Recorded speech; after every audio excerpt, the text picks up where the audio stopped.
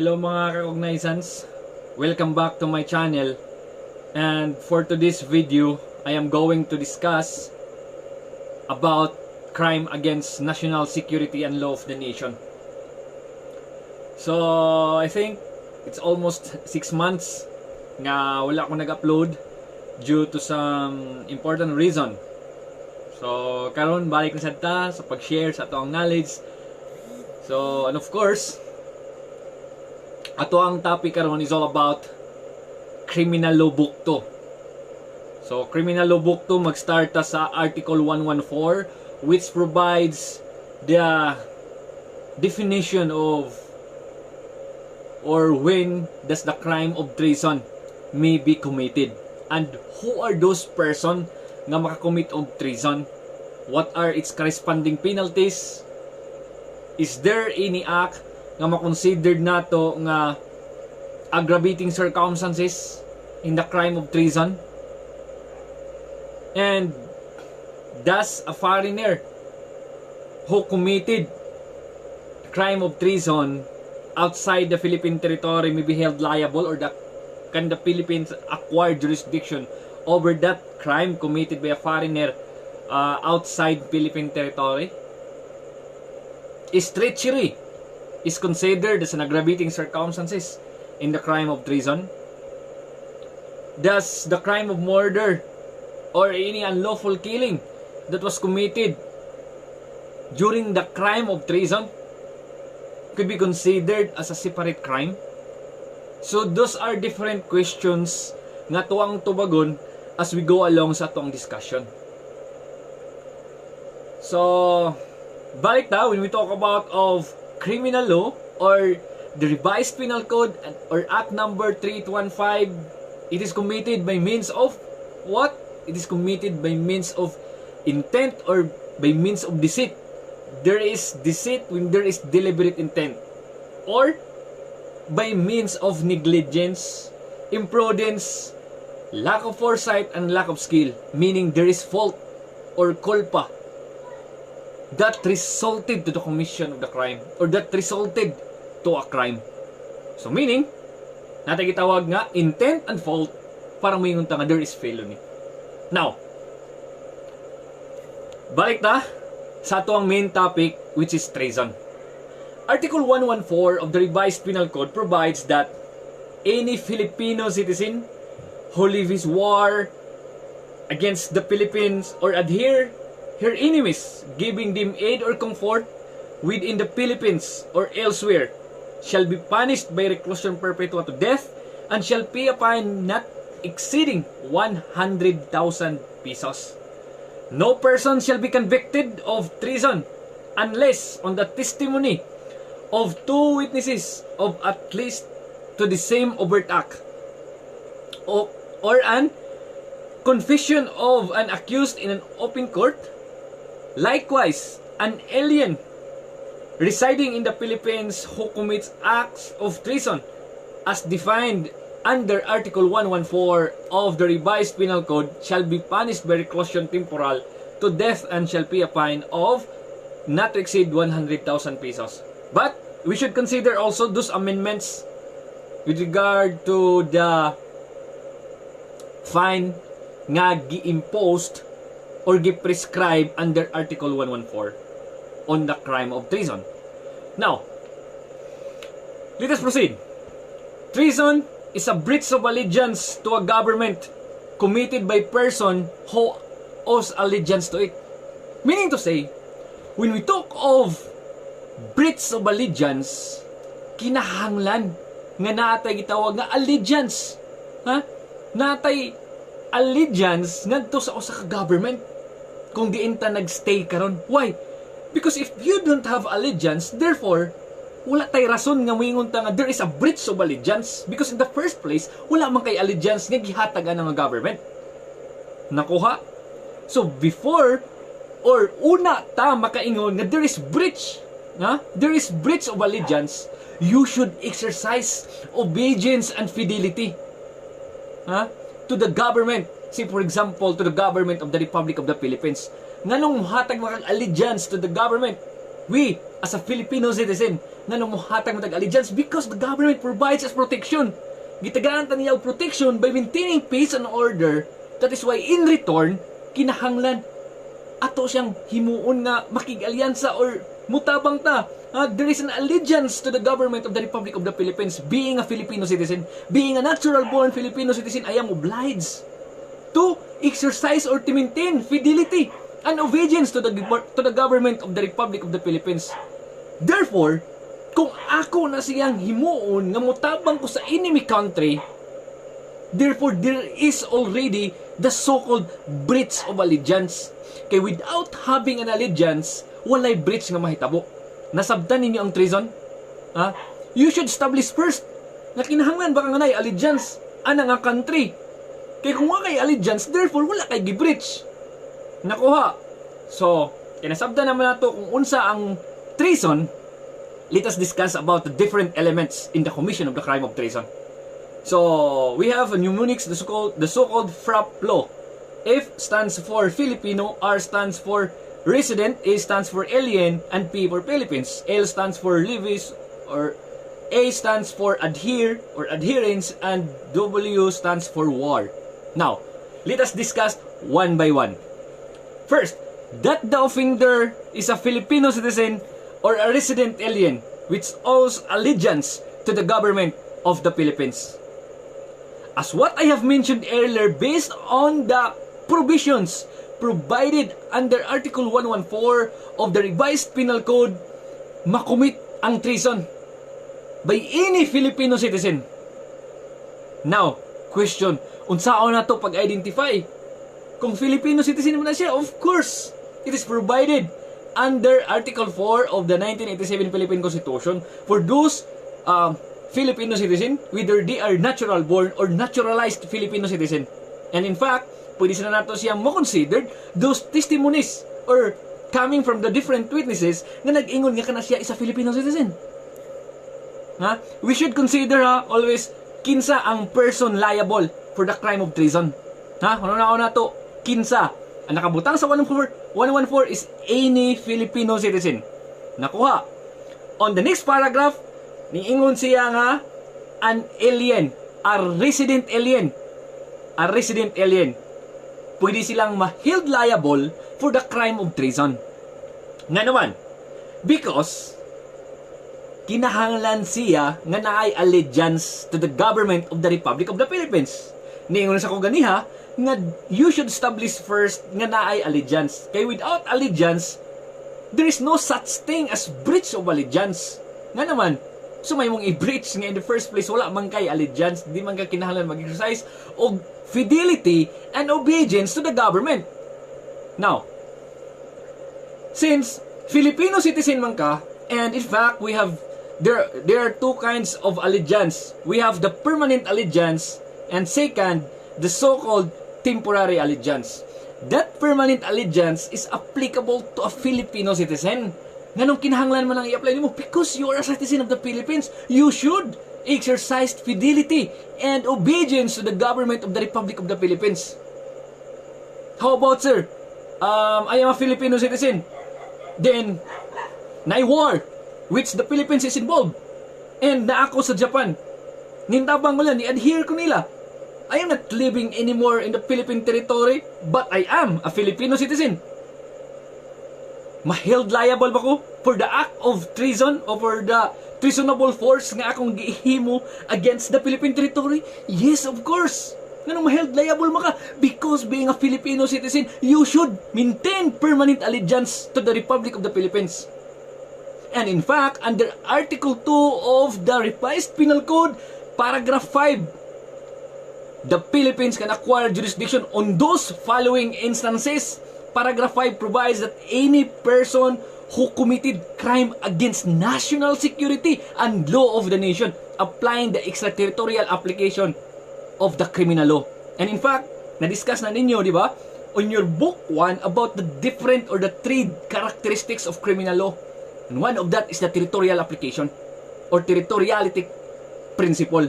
And your paragraph 2 provides the extraterritorial application. No, may mutag extraterritorial because those crimes are committed outside Philippine territory.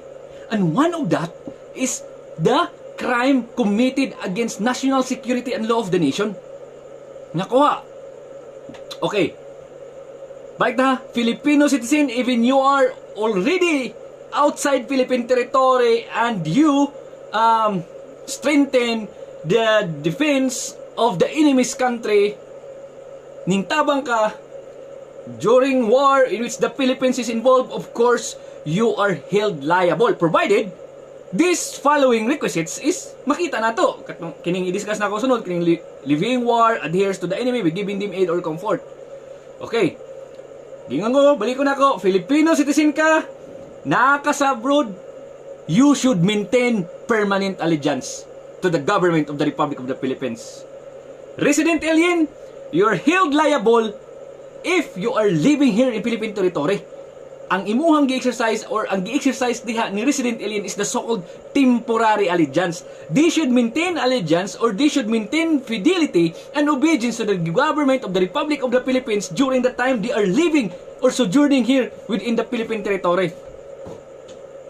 So, nakuha. Next, we'll proceed on the acts or means when those persons makonsider nato nga nihimo siya og crime in violation of Article 114 of the Revised Penal Code. First, the offender levies war against the government. Kanusa na mahitabo? Of course, mahitabo na siya when there is actual assemblage of men.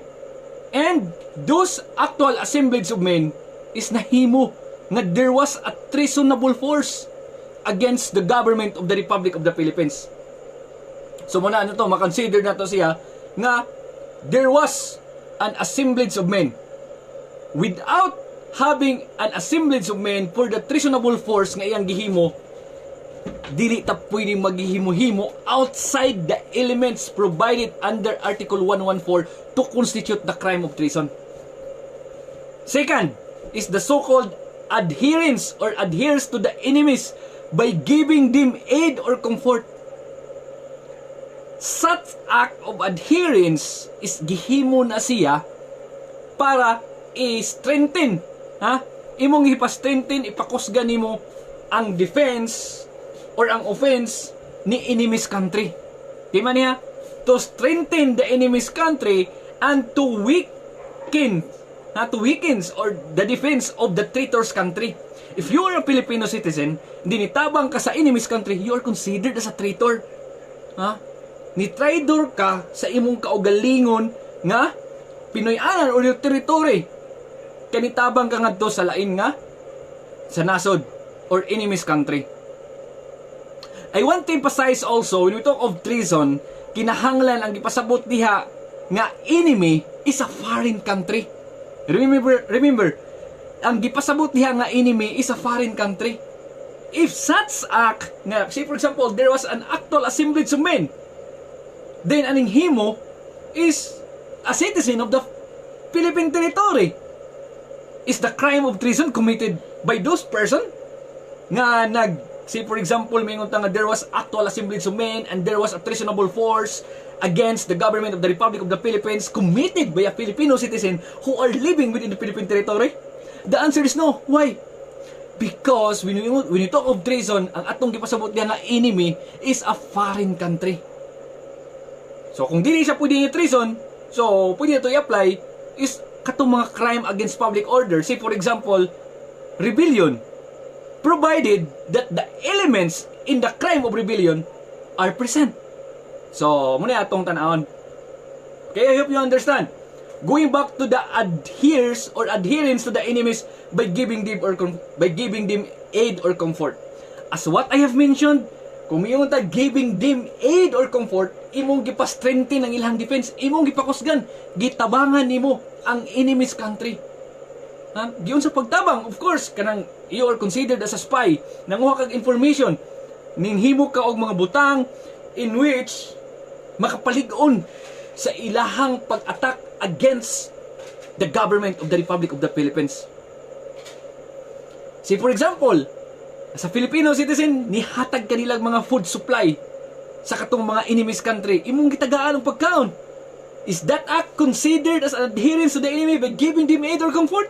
The answer is yes. Nga naman, kay imo silang gitagaan og pagkaon nga pwedeng makapalig-on nila. Ha? O pwedeng mapaka-weaken sa defense sa Philippine territory.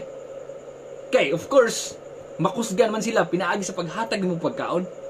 How about commanding a women to satisfy the lust of those soldiers of enemy's country? Is that act considered as a treasonable force? The answer is no. Why? Because having or satisfying their lust or na sexual intercourse from a Filipina nga gihatag ngadto sa mga soldiers or gibong ngadto sa soldiers, it does not affect kung unsa ang ilahang way of attack or depensa sa pag-war sa Philippine territory. It does not give any effect or any merit para i-constitute nato siya nga there was an adherence to the enemy's country by giving them aid or comfort. Okay? Next, elements that there is war in which the Philippines is involved. Again, it's very clear that treason is a war crime. Treason, balikon ako, is committed only in war times. Dili peacetime ha, war crime. Kung panalitan na actual assemblage of men nga nahitabo, pero dili war crime, nahitabo siya peacetime, and pwede nimong isulod sa rebellion, so pwede nimong isulod or i-file nimo ang kaso nga rebellion provided the following requisites provided under, I think this Article 135 of the Revised Penal Code mo nimo i-apply. Nga naman, peacetime man nahitabo, war crime man siya, war time nahitabo, mahitabo, I mean si treason. Di man niya, dili ni mahitabo sa peacetime si treason. That is why, very specific under the elements sa atong gi-provide under Article 114 nga that there is a war in which the Philippines is involved. I hope you understand ang treason, ha?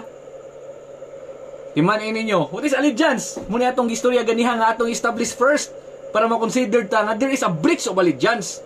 Akong gibalik-balik, you have the obligations of fidelity and obedience which individuals owes to the government under which they live or to their sovereign in return for protection they receive. So, kita, is a Filipino citizen, gitagaan tag protection sa government. Kung makita ninyo, those law enforcement officer nagkandak o nihatag na itong maintenance, peace and order, nagmaintain sa kalinaw o ka-peaceful o safety sa mga katauhan. Isip in return mo sa Filipino citizen, kinahanglan maghimo ka diha na kay obligation of fidelity and obedience. Ha, timan eh. We have two kinds of allegiance, the permanent allegiance and temporary allegiance. Permanent allegiance is for Filipino citizen and mayroong tawag temporary allegiance is for resident alien. Nature of treason. Treason is a war crime. Hence, cannot be committed during a time of peace. Punished by a state as a measure of self-defense and self-preservation. Concurring opinion of Justice Perfecto in the case of Laurel versus Mila, I think that was decided in the year 1947. Still, applicable gyapon siya. Punishable acts. Kung na siya na-discuss, umiyon tag living war, concurrent siya an act, assembling of men or there was an assemblage of men for the purpose of executing a treasonable design by force. Adherence to enemy. Ako na siya na-discuss. Kano sa may tabo, actual adherence to the enemies and giving them aid or comfort. Two witnesses rule. It is very important. Ha? Para makonbikto ang sa katao nga ni-commit og treason, there must be a two witnesses rule. Testimonies need not be identical, but must relate to some overt act. It is sufficient that the witnesses are uniform in their testimonies on the overt act, not necessarily that there be corroboration between them on the point they testified. We want to corroborated from the word double R. So different coming evidence coming from yung tag different kind. Ha? Different kind. Yung tag cumulative evidence coming from the same kind. So muna gipasabot diha. Again, balik ko na to para makonbikto ka sa crime of treason. Data gitawag nga two witnesses rule. Now, let us proceed on the instances nga makonsidered ba nato siya as an aggravating circumstances. First, when you talk of treachery, abuse of superior strength. Kung atong makita under Article 14 of the RPC Book 1 ha, part na siya ang treachery o abuse of superior strength nga aggravating circumstances. Now, ang question, pwede ba nato siyang gamiton as an aggravating circumstances? Pwede nato siyang gamiton, but dili siya generic aggravating circumstances. Which, may matang generic, pwede man natong ma-offset as a mitigating. Kung naay one mitigating, one aggravating. But kini siya dire sa gitawag nato nga treason, this treachery and abuse of superior strength are considered inherent in the crime of treason. Meaning inherent man siya, ayaw na siya nimong ipa-increase on one period to its maximum period. Dili kay inherent man siya. Di ba? Kung atong mahinumduman nga nag-discuss ta about different kinds of aggravating circumstances. We have the generic aggravating circumstances, we have the specific aggravating circumstances, we have the qualifying aggravating circumstances, and we have inherent aggravating circumstances. I hope you will understand and remember those different aggravating circumstances because those topics are favorite questions when you are taking your board exam. Favorite questions na siya diha kanang aggravating circumstances. Now, ang gingon nga abuse of superior strength and treachery are considered as an inherent aggravating circumstances for the crime of treason. How about evident premeditation? Evident premeditation is also inherent aggravating circumstances. Why? Because a crime of treason is a continuing offense, and evident premeditation is a long and continued process. Therefore, it is inherent on the crime of treason. Another thing also, how about ignominy? How about cruelty? Are these aggravating circumstances could be considered as inherent or generic aggravating circumstances? Now, for the ignominy and cruelty, they are considered generic aggravating circumstances. Kana sa kita moingon nga there was ignominy when there is moral suffering. For example, ang imong asawa gigamit or girape in front of you. Gipatanaw ka. That is considered as an ignominy. How about cruelty? Cruelty, that is a physical suffering. Na usa ka gipatay, gipaagwanta pa ka, gisamad ka, ginayhinay, gipaantos ka. So those acts are considered as generic aggravating circumstances on the crime of treason. Sir, how about during the commission of the crime of treason, there was an unlawful killing of another person? Is that crime of murder or homicide, as the case may be considered as a separate crime for the crime of treason? The answer is no. Ayaw na siya i-considered as separate crime. Why? Applying the doctrine of absorption, ma-absorb na siya on the crime of treason. Okay? I hope you understand. It's very simple and it's easy to understand. When does the crime of treason be committed? Who are those persons may be held liable for the crime of treason? When does the crime of treason may be committed? Of course, balik ko na to, it is committed only on war crimes or war times. It is not committed during peacetime. So, with that, I hope you understand. And that's the end of our first discussion under Article 114. See you in the next discussion about conspiracy and proposal to commit treason. The same title, it is under crime against national security and law of the nation. Thank you and God bless us all.